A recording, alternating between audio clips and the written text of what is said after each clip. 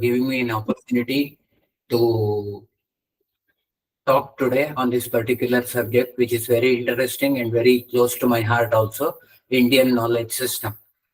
Please, can you upload the PPT? Just a minute. Okay.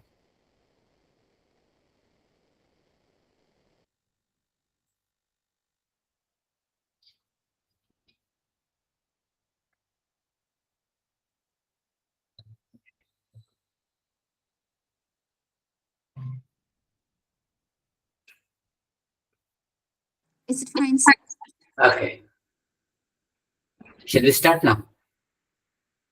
Yes, sir. Okay. So as a part of our culture, we will start with invocation. I think we will go to slide number 3. We'll start with an invocation. Guruve Sarvalokanam Bhishaje Bhavaroginam Nidaya Sarva Vidyanam Dakshinamurtaye Namaha. It's a part of our culture to remember the Guru who has brought me to this stage till date. Okay. And as a part of our culture also, what I have done is I have just given 2 sentences from our famous texts so that it is equally related to the topic that we are going to study today. Sarvam Kalvidam Brahma Nenasti Kinchana. Brahma is nothing but supreme reality. One who is a theist will believe that there is something superior above him. So that is all pervasive. It is found everywhere. And what we shall do today is we will think that this Indian knowledge system, the thing that we are going to study today, is equated with Brahman, and let us learn it seriously. And I have introduced one more small sentence, Amrutam tu Vidya. Knowledge is indeed immortal. Everybody knows this one.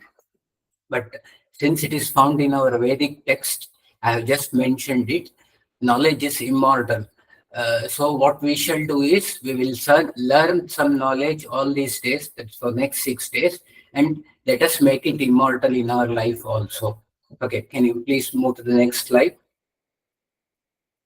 Okay, now let us come to the topic directly. We shall learn what is Indian knowledge system. See, this is the buzzword in recent origin, but this doesn't mean that this knowledge system was not present here. The problem with it was we had failed to recognize it. It has not come from blue as such. It was present within us. It was present within our system. It was handed to us from our previous generation. The only thing is that we had failed to understand it properly. This is because of many reasons which we are going to discuss later on. Uh, it did not appear all of a sudden, as I have told you, but when we look at the situation around 30, 40 or 50 years ago, when this was not a buzzword, when Indian knowledge system was a buzzword, we used to hear a word called as Indologist. Indologist is the one who studied India as the main subject. It may be any topic on India, whether it is the dance form of India, whether it is the cultural form of India, whether it is the tradition that is followed in India, or even various religions that has been followed in India. They were known as Indologists. Usually, such Indologists were Western in origin, and they used to actually put a lot of effort, because to learn Indian knowledge system, there are certain preconditions. One should know the language, one should know the culture, one should know the system that is followed in India.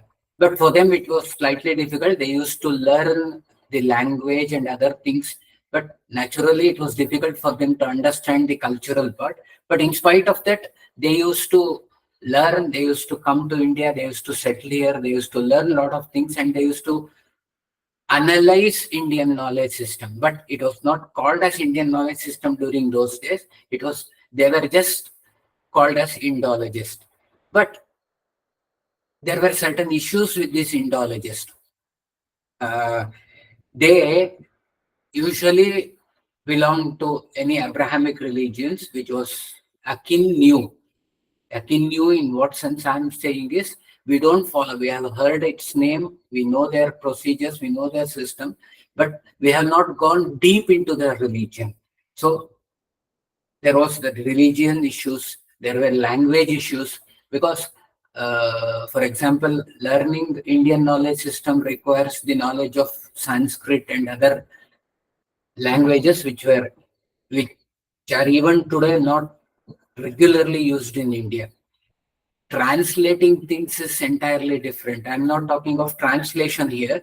What we need is we have to understand the exact meaning and exact situation in which that particular thing is used. So that is quite difficult for one who just know the basic things in that particular language. So as religion was an impediment for this Indologists, language too was impediment for them, and naturally there used to be huge cultural differences. They are born and brought up in a different culture altogether. We are brought in a different culture altogether, and whenever they Westerners see our cultural system, they see it through their eyes. Whatever they have learned, whatever they know, they see it through their eyes, and naturally the interpretation differs. Their interpretation for one particular thing differs, our interpretation naturally differs, and these were the basic problems that these Indologists face.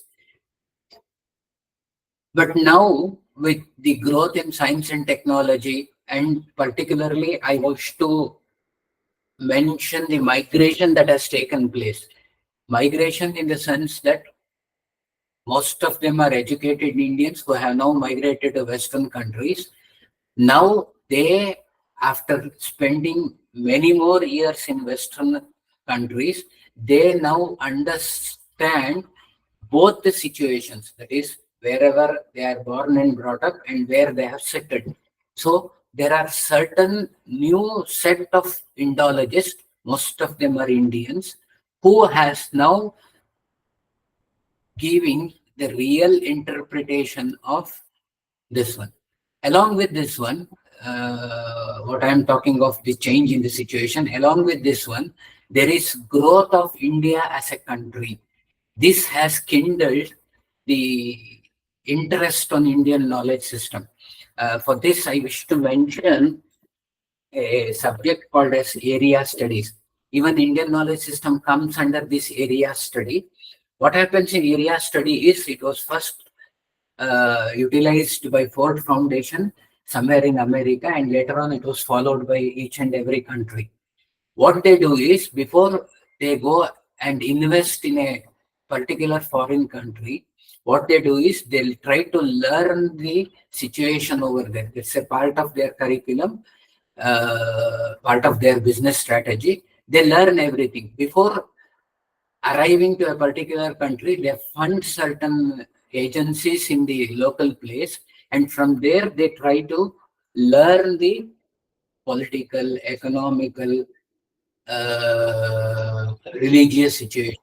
This altogether now is called as area studies, and this area study, that is the growth in area studies, particularly during 1990s, has kindled the interest on Indian knowledge system. As you know, at the beginning of 1990s, the situation in India was not so much good, but once globalization happened, India became the center for investment, and now that has been continued.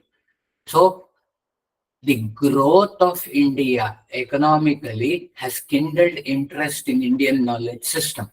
So let us understand what is Indian knowledge system. Indian knowledge system is the information, wisdom, and customs. Customs is daily traditions that we follow, that has been handed over to us from our previous ancestors, that is through generations. And I have used a particular word here called as Greater India.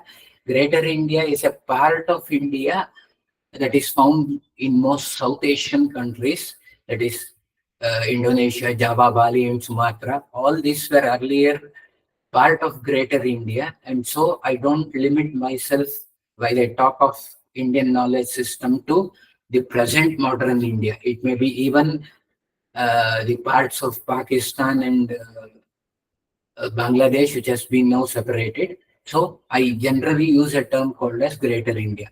So this is the body of information that has been preserved, present in all these parts of Greater India. And while we talk of subjects, it's interdisciplinary. It encompasses each and everything: mathematics, science, technology, medicine, Ayurveda. Medicine, particularly because India has developed a particular methodology, and that is now in modern days termed as Ayurveda. And therefore, even medicine is a part of Indian knowledge system. I will be talking separately on Ayurveda in my later stage. Astronomy, uh, I only concentrate on 5th and 6th century during Gupta period when astronomy was at its peak. Not that astronomy was just introduced to India during 5th and 6th century.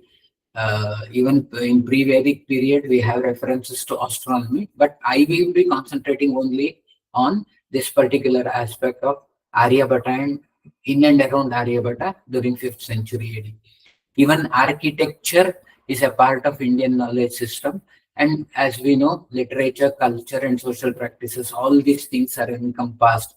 So it's a multidisciplinary subject.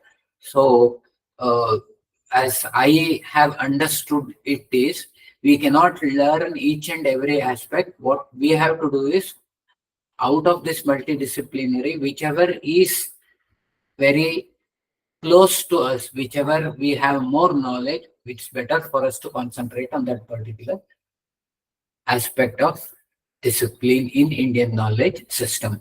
And IKS has its own corpus data. This is very much important because we are living in 21st century. We are talking of scientific development.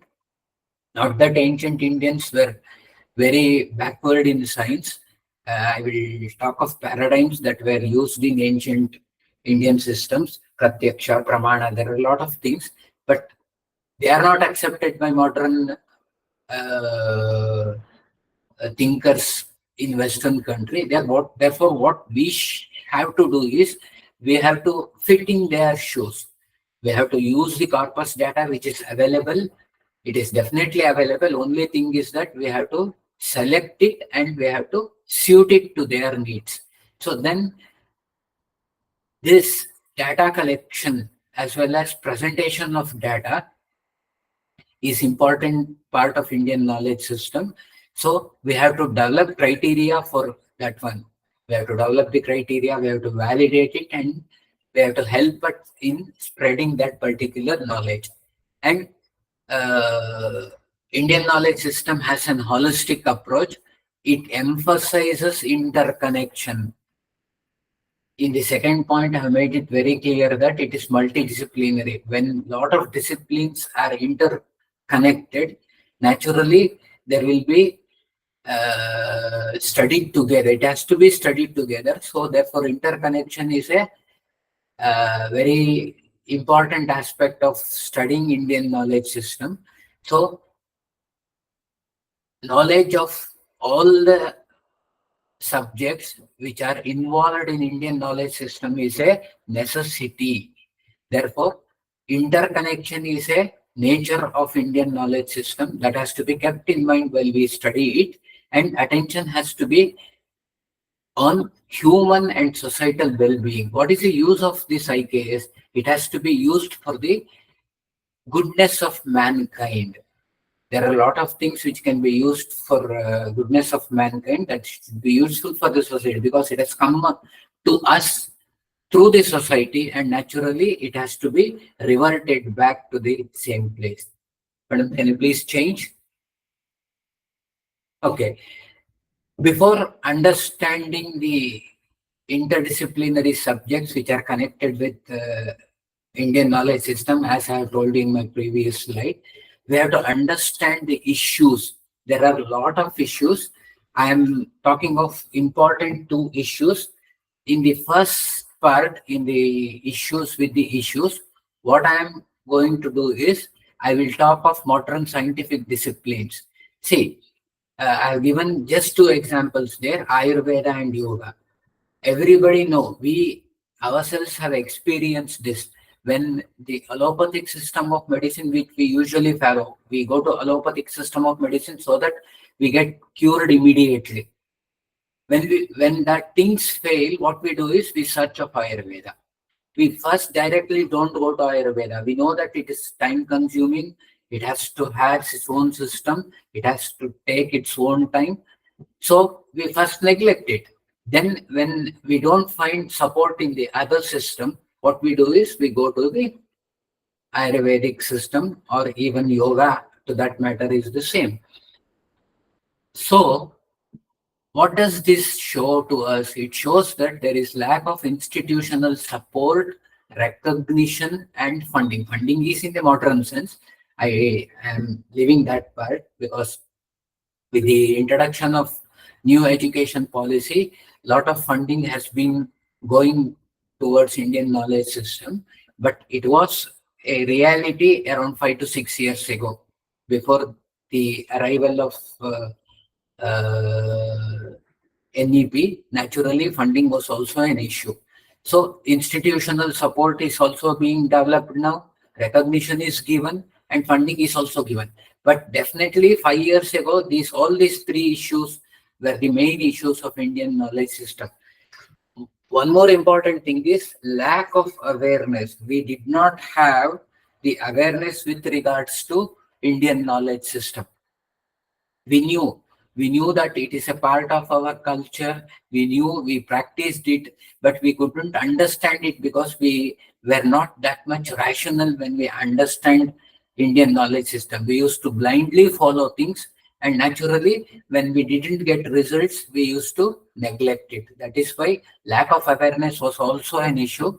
Now scholars have been working on this one, and now this awareness is being spread with regards to Indian knowledge system. This is what I wanted to talk. Disconnect or lack of integration with modern scientific paradigm. There are two different issues with modern scientific paradigm. I don't say that Indians don't need modern scientific paradigms, but these modern scientific paradigms are from Western angle, which always cannot be integrated with Indian system. See, postmodernism, Orientalism. These are some of the issues that we as a arts teacher face. These are not usually Indian systems, and whatever we have in our system cannot fit into this scientific paradigm. So now there is a necessity as to find a scientific paradigm which adopts Indian knowledge system. That work is going on. A lot of people are working over it, and now some acceptance is also being given by Westerners with regards to scientific paradigms, and they know the issue which I was talking just earlier. So Indian knowledge system is always overshadowed by Western thought. Always overshadowed. As I have told you, this I was talking of Indologists at the beginning of this talk. So naturally, most of them were Westerners, Europeans, Americans, and Europeans, and naturally, the issues were overshadowed by their knowledge.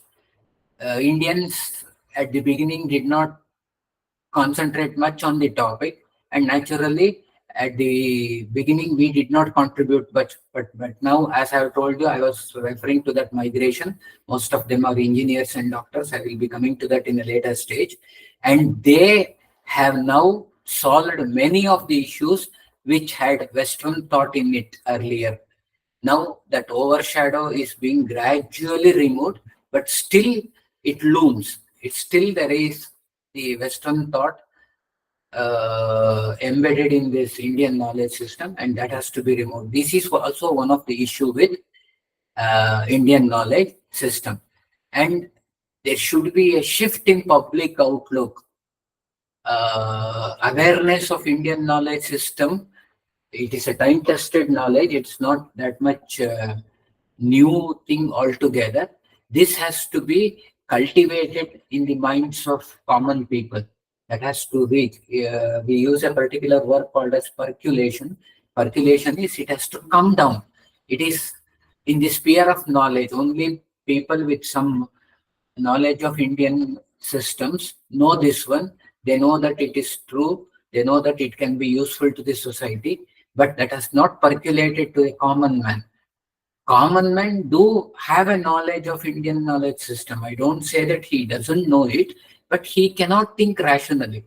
So that rational thinking has to percolate to the common man, and it has to be used for the societal benefit. That is what I was telling you earlier. So these are some of the issues with Indian knowledge system. So if we try to solve these issues, naturally it will be freely, that Indian knowledge system will be freely available in the society, and it can be used for the welfare of human beings. Madam, next slide. Okay, this I have mentioned certain topics in this one. This is not the final list altogether, but priority wise, I have given some topics. Bharata Varsha is nothing but the geography of ancient India. Without geography, we cannot understand ancient history. That is why I have given preference for geography of ancient India. Even that part of geography has Indian knowledge system embedded in it. Only thing is that we have to extract it from that geography. That will be my next slide. I'm going to explain various concept with regards to Indian geography that ancient Indians used to follow. Now, modern day geography is entirely different. We are not following the ancient system of geography in our modern day life. But earlier, there was a time when we used to follow this ancient geography. That is why it's called as Bharata Varsha. It's also known by a synonym, it's Bharata Varsha. And the second important is the history of Indian civilization. Uh, for this, I have to tell you one important thing. India is the only country where the ancient Indian civilization is still found. I don't say that civilizations were not present in other. This is a continuously followed civilization. There are many countries, but now those countries have forgotten their ancient civilization and they have adopted a new civilization. There is a shift. There might be some influence of ancient civilization in their modern civilization, I don't say, but the continuity is given a break. But that is not the case with India, and that is why I have given the second preference for civilization in Indian topics with relates to Indian knowledge system. Then Vedas, epics, and Puranas. I'm not that much authority on this one. I can just give some passing reference with regards to this one. Even that is the same case with the fourth topic, ancient Indian philosophies, because philosophy in itself is a huge subject, and it's not that much easy to make everybody understand what is these things within a short period of time. The fifth one, I concentrate some aspects of Arthashastra, which is relevant even with modern day thinking. Arthashastra, as you know, was written by Chanakya, and I will be dealing with Indian knowledge system that is present in his book. Okay, linguistics, temple architecture, all these are allied subjects with the Indian knowledge system. Uh, iconography and temple architecture are related, but I have kept it separately because iconography gives a different meaning and temple architecture is purely science. Okay, iconography gives a different meaning, and even today that is followed everywhere. That is fine. Okay, ancient Indian mathematics. There will be separate session on this one, so I don't wish to talk on this, and I am not an expert in mathematics also. But history of Indian mathematics will be dealt with me for some time in a later stage. That is the same case with astronomy. You cannot separate mathematics, astronomy, and geometry. Geometry, though, is a separate subject. It is all are interrelated. So that three will be dealt with in some part in one slide: chemistry, agriculture, food. And the last I have mentioned Ayurveda. Ayurveda, I will give the brief history of Ayurveda at the beginning. So out of these topics, I will be dealing with 2 to 3: Bharatavarsha, geography, history of Indian civilization, that will be dealt, Arthashastra and Ayurveda. So out of around 12 to 14 things that I have mentioned here, what I am going to do is I will deal with 3 to 4 as a main topic in my talk today. Okay, next slide.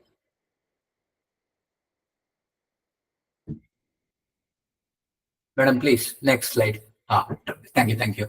Transmission of IKS.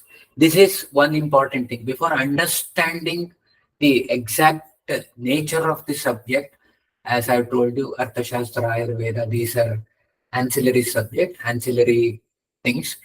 Before understanding this, we have to understand this one. Then only we can clearly understand why IKS was neglected all these days. We can clearly understand that the various wrong things that has been associated with IKS in Western countries. Okay, Indian knowledge system, as I have told you, has been passed by our ancient people or our ancestors to us, and it was actually practiced by them regularly. During those days, I'm talking of around 2000 years ago, pre-Islamic Arabia, because Islam came to Arabia in 7th century, and I'm talking of pre-Islamic Arabia.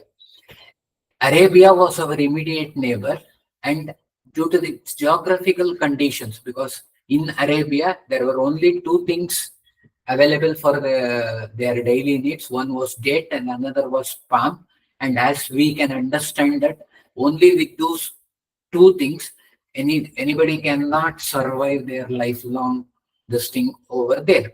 Therefore, India was the immediate neighboring country, and Arabs were entirely dependent for their daily needs on India. This dependence, this geographical dependence, that's why I have kept Bharatavarsha also in my mind. This geographical dependence made them business people. That is, they were forced to come to India to collect things. They collected those things, their daily needs. They went back to their place. At the beginning, they were only using it for their personal use. Later on, it came to their mind that they could become business people. So what they did is they collected more materials from India. Half of it was dumped in their place for their personal use. They left the place and they went to Shauk. Shauk is a market. Arabic word for market is Shauk. Shauk is actually a place where four roads met together. So they went there. There were many Shauks in Arabia. So they used to stand there, and Europeans used to come to those marketplace, and from them they used to collect Indian things. Along with the transmission of Indian things, Indian knowledge was also transmitted by Arabs to Europe. This I'm talking of some situations even during even pre-Roman periods, that is roughly around 2500 years ago, like that. And that continued even during Roman period, and in during Roman periods we had direct contact with Europe. So along with the daily needs, Arabs transferred Indian knowledge system. But what did they do in the middle? What they did is they they definitely transferred the Indian knowledge system to Europe, but with a caveat that they were the founders of that knowledge. They never revealed that this knowledge was carried from India to through Arabia to them. That means, in other words, they were just carriers. They were not the originators. But when they presented it to Europeans, they behaved as if they were the originators of this particular.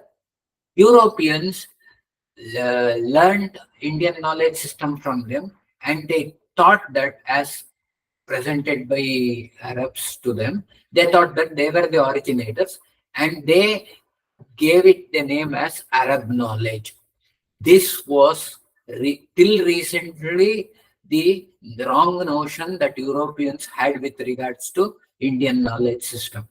But with the growth in science and technology, with the growth of Indian Indologists, which I was earlier mentioned, which I had mentioned earlier, now the mistake has been corrected. Now the textbooks as well as the knowledge hub clearly accepts all this knowledge has been originated in India, and Arabs are just the carriers of this particular knowledge, and they are not the originators of this knowledge. That means to validate what was the part of our culture, we needed around 20 centuries. Now it has been accepted. This is what I wanted to convey to you in this slide. That means that the wrong notion that has been associated with Indian knowledge system. But now, as I have told you, with the growth of Indian Indologists as well as with the growth of scientific methodology, now everything needs proof. The best example here is Shunya. Shunya is zero. Indians, as everybody knows, particularly we Indians know that we were the originators of this uh, number Shunya, that is zero. When this was presented by Arabs to the European world, it was recognized as a Arabic contribution. But recently, around 5 to 6 years ago, in a major discussion panel that took place somewhere in Italy, it was a very huge seminar on mathematics. They asked these Arabic people to provide archaeological proof, which they failed. Later on, in India, we had textual, that is literary proof dating back to 3rd and 5th century. Even during Aryabhata, we had literary proof, but they needed archaeological proof. And at last, we found an inscription in a temple very near to Gwalior, Chaturbuja temple. It's called as Chaturbuja temple.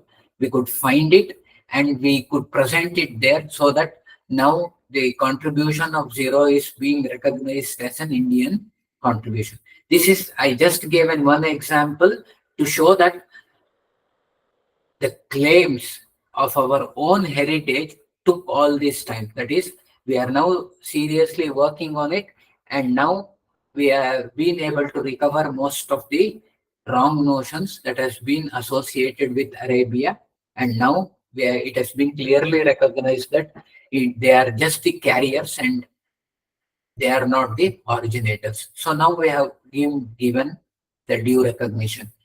Can you move to the next slide, ma'am? The same thing continued even post-Islamic period. Al-Biruni, he has written a book called Kitab-e-Hind. I have given the date also. It is during 11th century. Okay. The Turks who invaded India did one good thing. They brought a historian like Al-Biruni along with them to record things. They knew that India was something special. They had information that India was something special. Arabs knew it, but Turks didn't know it. But through Arabs, they could gather some information on Indians. But the problem with Al-Biruni's Kitab ul Hind is he was just a visitor. He never stayed in India for a long time. He could learn some part of the language, but he could not understand our culture. And moreover, he had recorded something here, but it was finalized once he went back to his place. So naturally, with all these defects, he simply gives a sentence stating that Indians have a deficiency with regards to history and religion. You go and ask a question to Indians, they start storytelling. He didn't understand. I have marked it later on. Storytelling is now considered as a paradigm of passing knowledge from one generation to other. That has been accepted in modern universities nowadays. That was even followed earlier in India, but Europeans or either other people were not ready to accept it because they didn't have that idea that we were far superior than these people, but we could not convince these people. That is why he writes this particular sentence: deficiency in curiosity about history and religion. Whenever you ask something about history of India, whenever we ask something about religion of India, they start telling stories. But within that stories, there is an embedded message which has to be extracted. That is the case of Indian knowledge system also. So that was the situation. That is, as I told you, with regards to pre-Islamic Arabia, even after the arrival of Islam, that was the same situation with regards to Indian knowledge system. The same thing continued for next 8 centuries also. Here I wish to mention Sir William Jones. Okay, I don't say that William Jones was an anti-hero with regards to India. He worked tirelessly. He learned Indian languages, particularly Sanskrit and Persia. He translated Abhignana Shakuntala, one of the famous dramas of Kalidasa. And when Europeans read it in their own language, they could not believe that even during 1,000 years earlier, that is during 5th century AD, Indians could think of a Bollywood style movie, Hollywood style movie, remembering somebody whom he has married is carried in one particular word, abhignana, regaining that particular remembrance, knowledge of that which was lost due to something. There was a story that written by Kalidasa. Because of the curse of his age, he forgets that thing, and later on he remembers. That thinking in itself was a huge plot for Europeans during 18th century. Okay, at the beginning, as I have told you, Sir William Jones, he started Asiatic Society, and scientifically they started collecting Indian history. But once they went deep into Indian history, they could not assimilate it because of the problems which I have mentioned here. It was they had the problem with chronology, because I'll just tell you one thing. They have started Indian history with Mauryas roughly around 2000 years ago. That suits their needs because at that time we find the establishment of London on the River Thames and arrival of two particular tribes, that is Anglos and Saxons from somewhere in Europe, particularly from Germany and other areas, and they started settling in England. That became the nucleus of modern England today.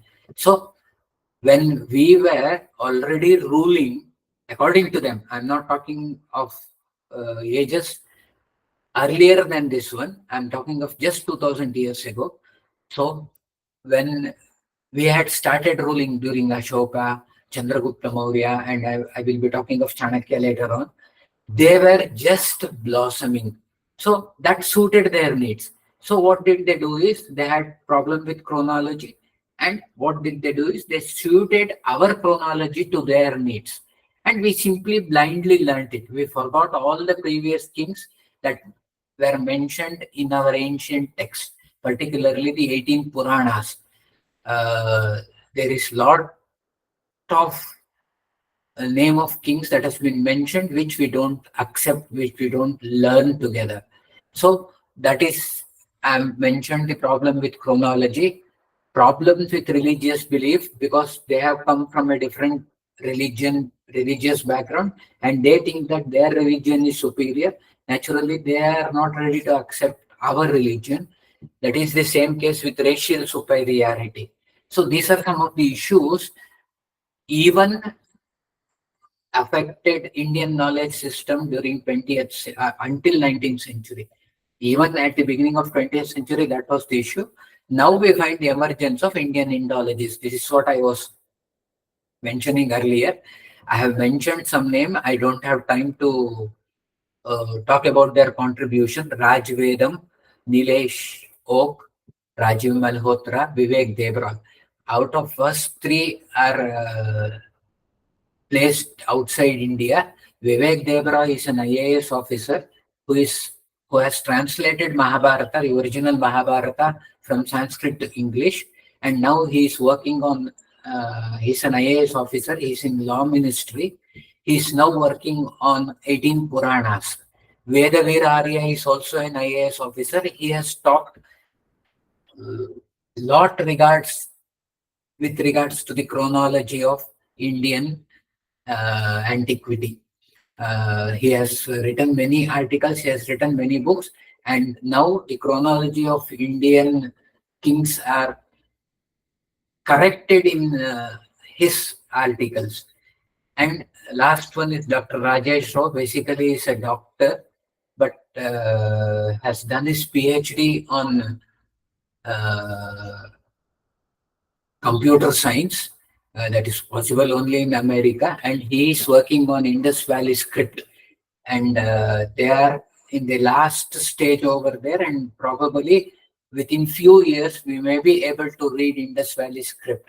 We have some 2000 seals that has been acquired from Indus Valley civilization, and that has been yet to be deciphered. And this man, Dr. Rajesh Rao, basically is from Madras, but now he is settled in US, and he is on the verge of analyzing it using modern day computer technology as well as general knowledge, and probably within few years we may be able to study, we may be able to decipher it. So all this will add to Indian knowledge system. So I've just given a passing reference so that if you get some information on this, please try to continue it. Next slide, ma'am. So as I have told you, geography of ancient India is very much important. Uh, Vishnu Purana, this, as I have told you, Puranas has been neglected.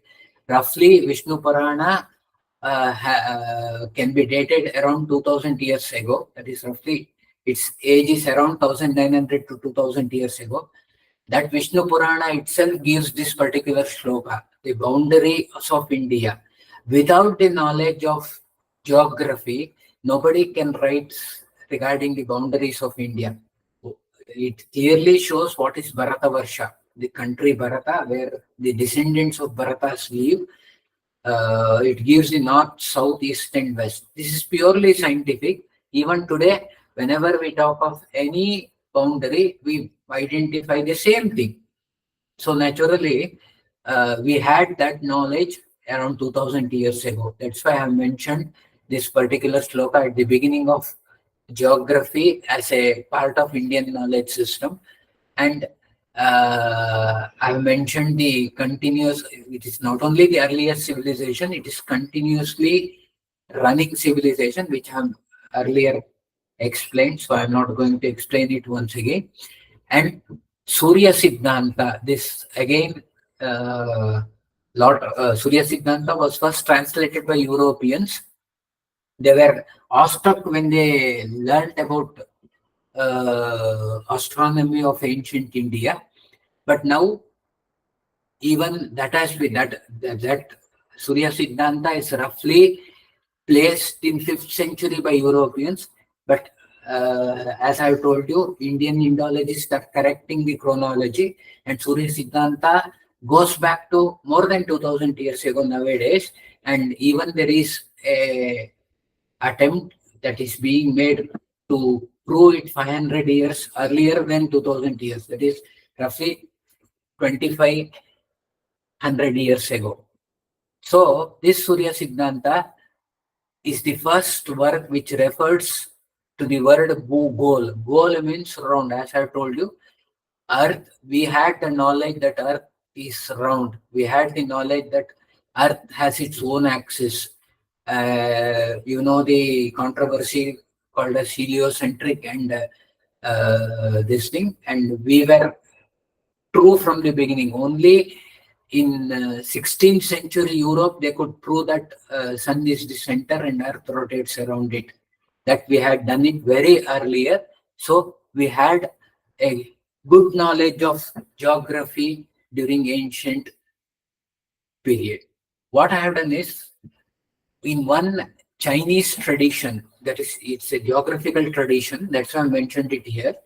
See, they have mentioned that India is the land of wise people. Chinese are also wise. We cannot just neglect Chinese. They are also definitely wise people, and a wise people and a wise man is calling Indians as wise people. That is more important here. That's why I made a mention of it. They have innumerable holy books. That is because of the influence of uh, uh, Buddhism that went from India to China. And as you know, later on, Huyen Sung and It Singh, they came over to India just to learn Buddhism in its original form. Okay, so even before that period, that's 5th and 7th century, they knew that India is the place where a lot of holy books is available. They have not only mentioned that India is the place for holy books, they have mentioned that there is a lot of scientific books in India. And they gives the reason why scientific books are available in India, because they have a favorable geographical condition. That's why I made a mention of it. See, geography has a with science. Therefore, the place India, which I have mentioned at the beginning of this slide, was so favorable that not only the geography, science also developed. So there are two examples. I don't have time. One is Nadi Sukta, which we utter every day. Imam me Gange Yamune Saraswati Shatadrustomam. We mentioned the rivers as it is present in Himalayas. This has been proved recently by a uh, satellite photography taken by a satellite sent to orbit by a French space agency. That was the first to identify all the important rivers of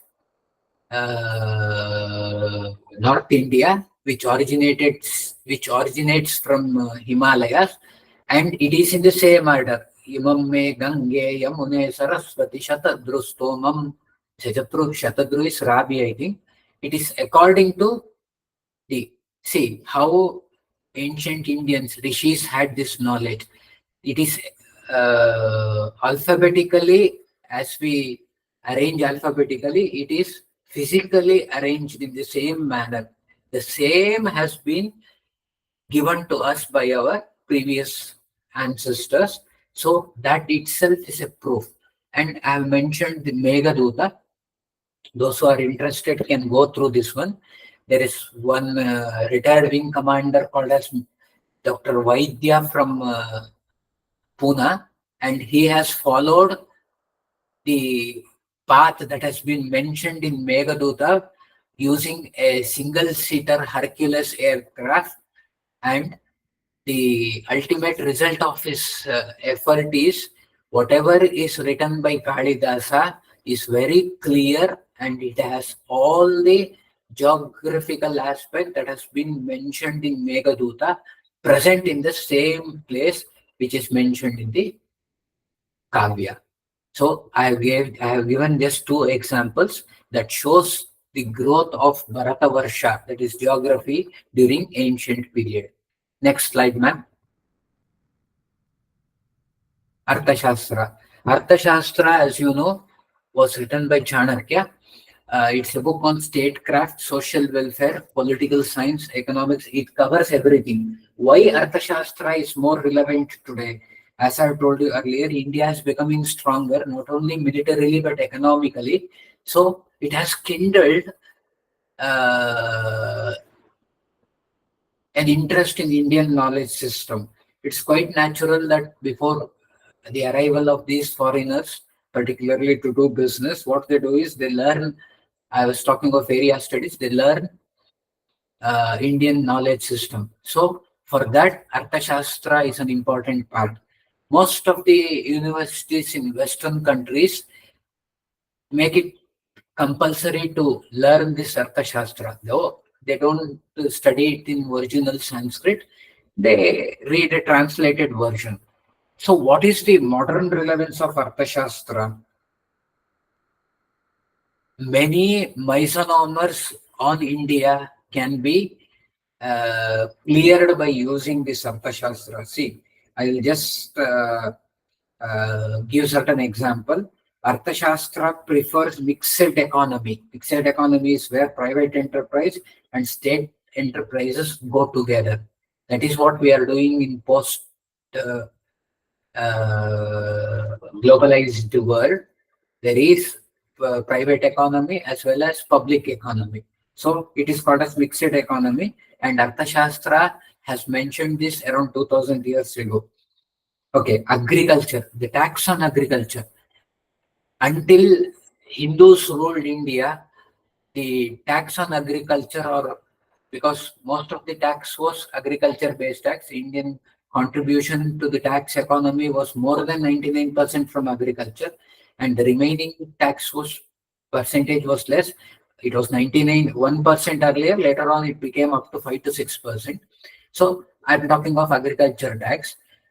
1/6 of the produce was taxed only. 1/6 of the produce will be less than 20%. In spite of such less tax, India could prosper. And that was followed since the time of Arthashastra. But now we know income tax we are paying more than 33%, and still we are unable to develop, and still we are paying huge tax. So this is the relevance of Arthashastra in modern day, and only one social relevance I will mention, and I will stop it here. A girl may marry any man she wishes. This is one of the sentence found in Arthashastra. This clearly shows, I was talking of Mysonomer, this clearly shows that there was no caste system in ancient India. It was later on forced upon us by Europeans. So when the girl had the independence to marry whoever she wanted rather, it clearly shows that Indian knowledge system was, what to call it, as update. What we think of modern this thing was followed even during ancient period. Okay, now next slide, ma'am. No, we will stop this one because already we are late. We will go to the last slide.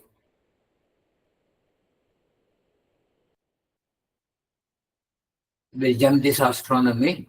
Ayurveda also will jump because I lack time now. Okay, so science. I'll just mention one or two important aspects of science.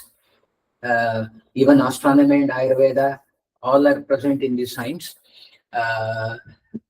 Various textbooks like Charaka Samhita is available even today. Translated version is also available. Original Sanskrit version is also available. It says that heart is an organ engaged in contraction and relaxation. This is what modern science proves, but that was told earlier by our ancient rishis to us. Not only that, this science developed hugely during Gupta period. We make the mention of metallurgy. There is an Ashokan pillar which was brought from Allahabad to Delhi by a Muslim king, Firoz Shah Tughlaq, and that is being exposed in sun for all these 1600 years, but yet no rust is formed on it. Okay, we have scientific analysis of it. We know that it contains magnesium and therefore it is not rusting. But building such a huge, in one cast, one single this thing was not a small achievement. And even 20th century English metallurgist who visited that particular site, it is in very near to Qutub Minar in Delhi. Many metallurgists had been to that particular place during 1960s, and they say that even today, that is, I'm talking of 1960, even today, it is very difficult for us to create such a huge with all these modern equipments and technology. So presume how Indians could do it earlier. Okay. Then Brahmagupta. Brahmagupta was a mathematician actually. At the beginning, he opposed the things that were propagated by Aryabhatta. Aryabhatta was the first to think scientifically with regards to astronomy. He used mathematics for astronomy and he thought something scientifically. But that revelations which he did was very big during those days. And at the beginning, Brahmagupta opposed it, but later on he accepted it and he incorporated it later on. So, Brahmagupta and later mathematicians, including Bhaskaracharya, uh, even Varahimira also opposed some postulations of Aryabhatta, but later on, the influence of Aryabhatta was so much that later on it was accepted within the Indian system, and he influenced Brahmagupta, Bhaskaracharya, and later on Varahimira and other things. And I have mentioned alchemist. Nagarjuna was an alchemist. See, alchemy is a knowledge or a system where everything, any metal can be turned into gold. There are two different types. One is pure gold and some form of gold which shines like gold but may not be as pure as gold. So this alchemy was a very huge knowledge system during those days. Whenever we study alchemy in ancient world, mention is made up of some alchemist who belong to Europe, that is during Roman period. But there is no mention of any alchemist from either from India or China. Chinese knew Indians alchemy and Indians knew Chinese alchemy. We had a sort of collaboration because of the trade that was taking place between the two countries. But no mention is being made of either Nagarjuna or any other alchemist during the period. But now, as I've told you, Indian Indologists are fighting like anything. They are presenting our case very seriously. And now, for first time, Nagarjuna has been recognized as an alchemist. And not only that, he is a religious person also, has written certain religious documents also. But here I have mentioned him as a alchemist. Okay, ma'am. We'll go to the last slide. So, this one. Yes, you're right. So, to conclude, as I have told you, it's a very difficult topic altogether. It's not that much easy to say all the things within a limited span of time because this was the introduction to your this thing. So it was very difficult. But anyway, I have tried my level best. Thank you for a patient hearing. If you have any questions, you can ask me.